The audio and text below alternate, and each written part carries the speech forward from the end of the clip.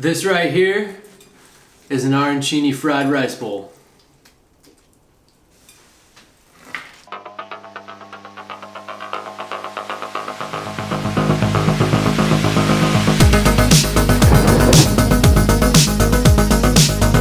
Alright, welcome back to season 2 of Cooking with Satch.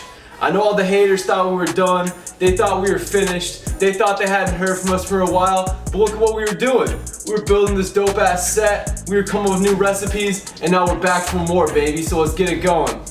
This week, we're making my specialty, arancini fried risotto balls stuffed with mozzarella and flavored with lemon. It's gonna hit you hard, something special. You make it to that dinner party, you're gonna blow the socks off of everybody. So let's get it popping. Let's get this fire going. There we go. Let it get hot.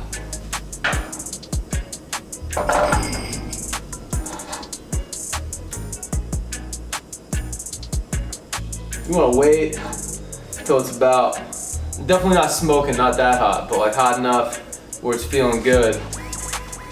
Then you're gonna go ahead and throw some butter in there and get that melting. So we're gonna start with a classic risotto base. Everyone's seen me do this before, but I'll do a little refresher for you guys now. By the way, make sure you check out my YouTube page, rate, review, subscribe, right there in the link. Check it out.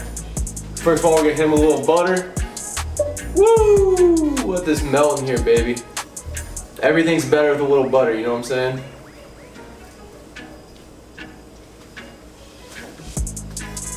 I like to do about 1 tablespoon, maybe a little bit more of butter, just for a base coat, just to kind of coat the bottom of the pan, get things going. And then we're gonna throw our vegetables in there, our flavoring, a little garlic, a little onion, just to spice things up. I used to just use a shallot. I still think if you're doing like a seafood risotto or just a plain risotto, it's a little bit better to go simple because you don't want to overpower anything. But when you're talking about an arancini ball, you gotta absorb all that flavor in there. You gotta get everything you can. So I'm gonna do about a full medium onion, and then I'm also gonna do probably 2 to 3 cloves of garlic just to get it popping. So I'm gonna start with my onion. I'm just gonna dump this in there, saute it, sprinkle a little sea salt in, because you know we got salt every layer. Then I'm gonna go ahead and I'm gonna dump my garlic. And I'm gonna go ahead and saute this, and again, a little more salt. I'm just gonna saute it until it's translucent. I don't wanna burn it, I don't wanna overcook it. But we gotta make sure all that flavor gets into the pan, and these things soften up enough that we're not biting on onion chunks when we go ahead and eat this whole thing. You gotta remember that it may look chunky now, but it's really gonna dissolve and cook down by the time we're done, once we're adding our chicken stock and all that. So you know what, I'm gonna go ahead and add my 1 cup of arborio rice. I'm gonna mix this in. And again, I'm just cooking this until it gets that nutty aroma going on it. I definitely want to coat it in the onions and all that.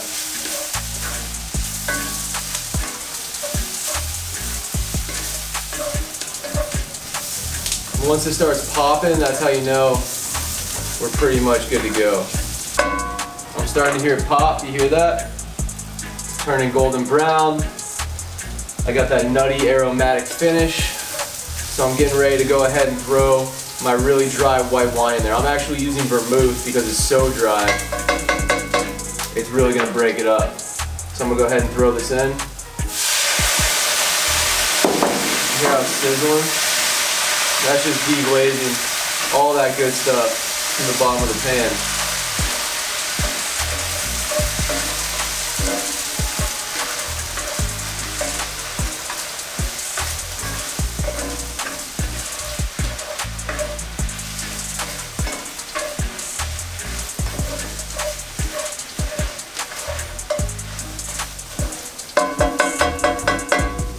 That's gonna go ahead and release a lot of starch that's built up in that rice and start that creamy process.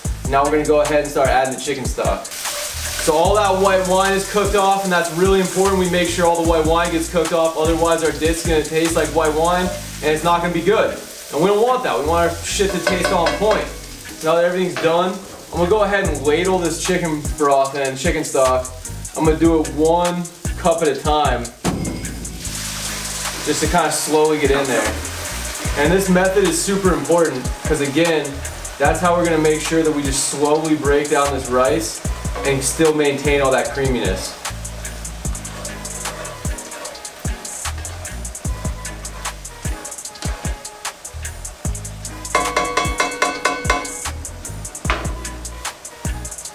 Oh yeah, it's smelling good already. So we're gonna keep repeating this process, let the chicken stock cook down, and then add another ladle, let the chicken stock cook down, add another ladle until we get through all 4 ladles. And at that point, we should be good to go and mix it up and take it off the heat. All right, so our risotto is pretty much done. And as you can see, the way I always tell it's done is that when you move it, see it spreads out and then it just slowly starts filling back. We don't have a lot of extra broth, so that means it's fully cooked and it's ready to come off. We use the full 4 cups of chicken stock to make sure we cook this all the way through. And then of course we're gonna add some stuff to it, we're gonna sauce it up, we're gonna make it taste good, and then we're gonna roll it to a ball and we're gonna fry it. That's the good part. So like I said, it's ready to go. Let's go ahead and take it off. I'm gonna turn the heat off. Move this over here. I'm gonna start scooping it out into my bowl.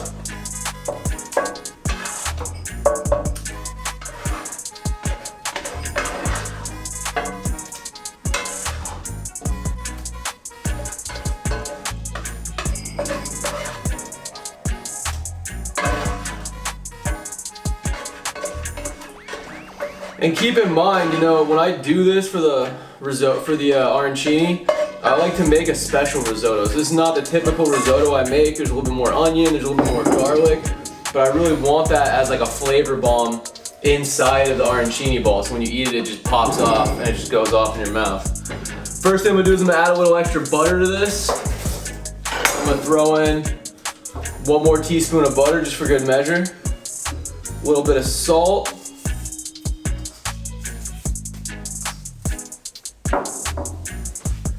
Little bit of heavy cream, and that's just to keep it moist. Sometimes when you fry the arancini, you know, it doesn't, gets a little dried out. That's something I want to avoid. And I'm gonna add my lemon. So I'm gonna start with a little lemon zest. I'm just gonna zest the whole thing in there. I love lemon zest, man. Although I kind of consider lemon zest to be the secret weapon. It always just adds so much more to your dish.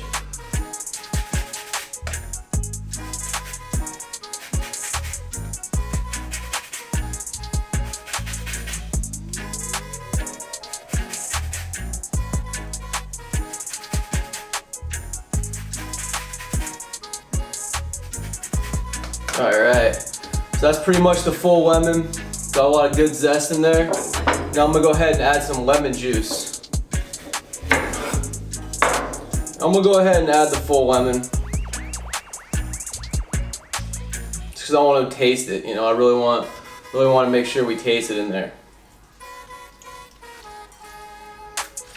That's probably pretty good. Let's go ahead and mix it up.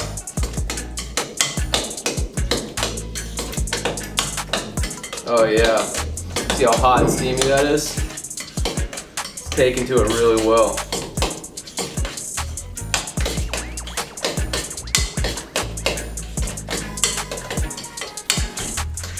Look at that. Perfect. Creamy, thick, delicious risotto in there. Alright, got this all mixed up. Start adding our Parmesan. So I'm gonna add my Parmesan in stages because I don't want it to all clump together. So I'm gonna do a layer, fold it in, do a layer, fold it in until I have enough in there to make myself happy. This is also gonna help thicken it up, make it creamier. It's gonna help when we fry it. Parmesan's really a big key, so do not spare on it. Use as much as you can. I use a ton of Parmesan. I use pretty close to half a brick of Parmesan every time I use it. I go through kilos of Parmesan in my spare time, like nothing. I'm the Parmesan king.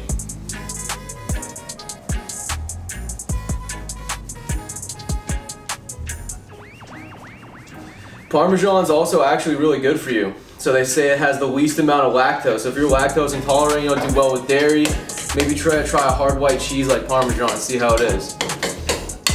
It's supposed to be really good for you. All right, let's do a little bit more. So you gotta break out the big slice now.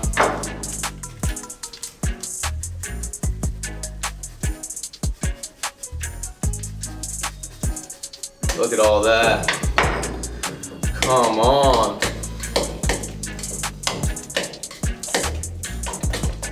Alright. And that's looking beautiful. Perfect consistency, perfect texture. Always gotta give it a taste to see how it's going.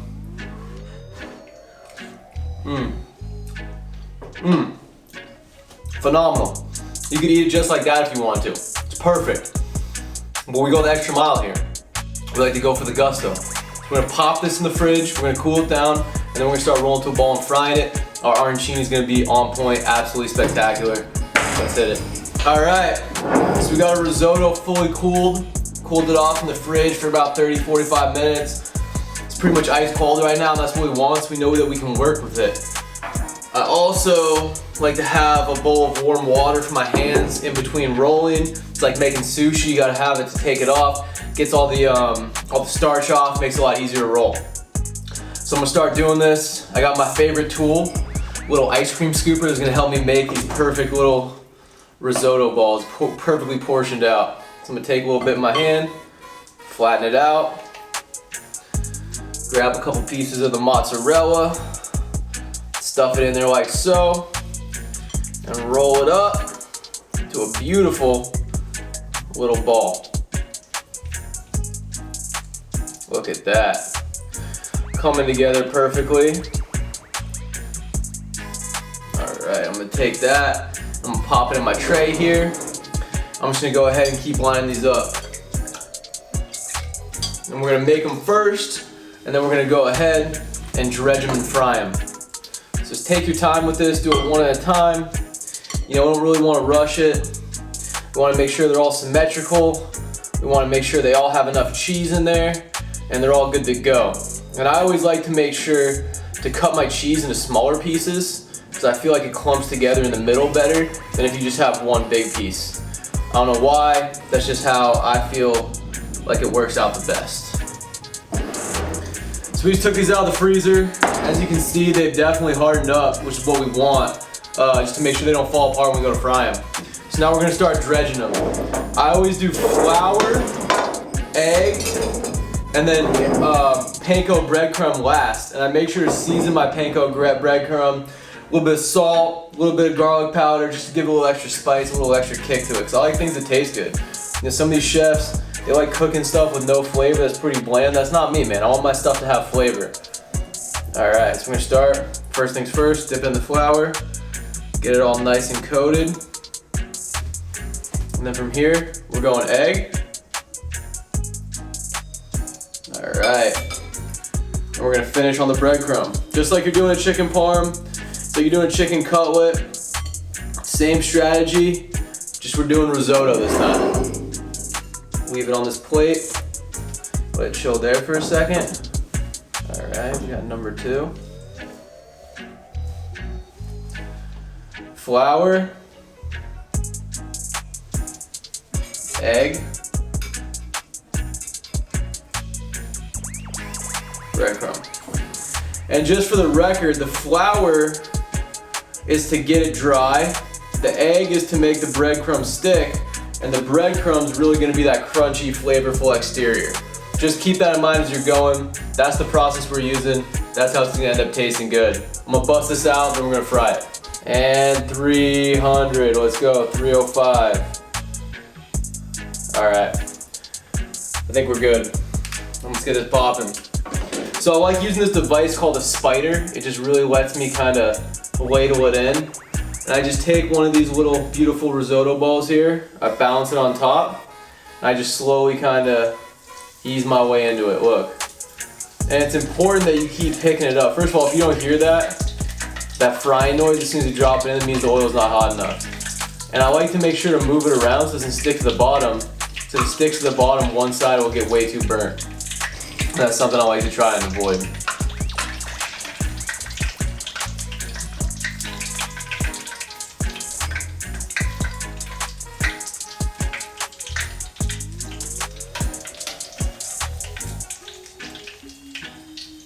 And again, I like going a little bit lower with the oil because I want to make sure that mozzarella is completely melted on the inside. There's nothing worse than breaking into one of these bad boys and seeing it, you know, half melted mozzarella or a cold piece of mozzarella in the middle. It's pretty gross.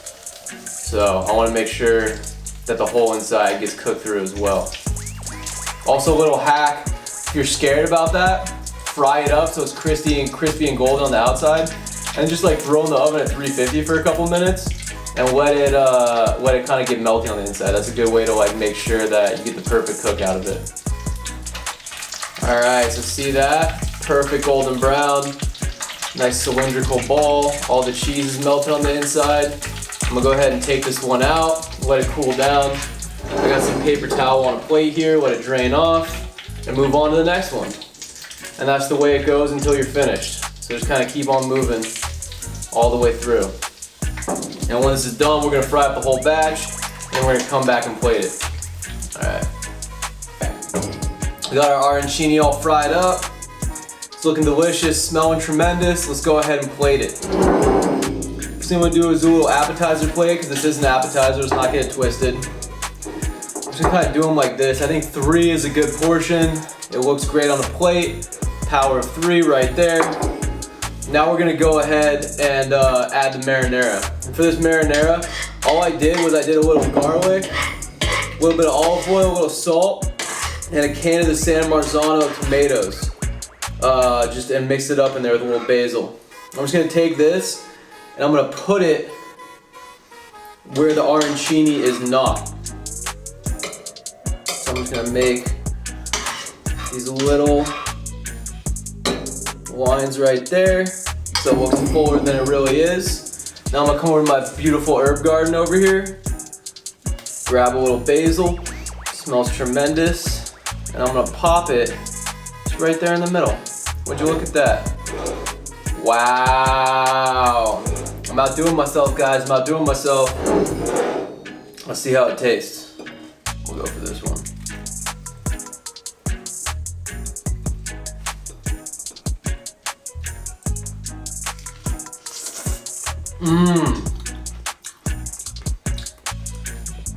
That's absolutely fucking fantastic. Texture on the outside is perfect. Creamy and rich on the inside. Lemon just slaps.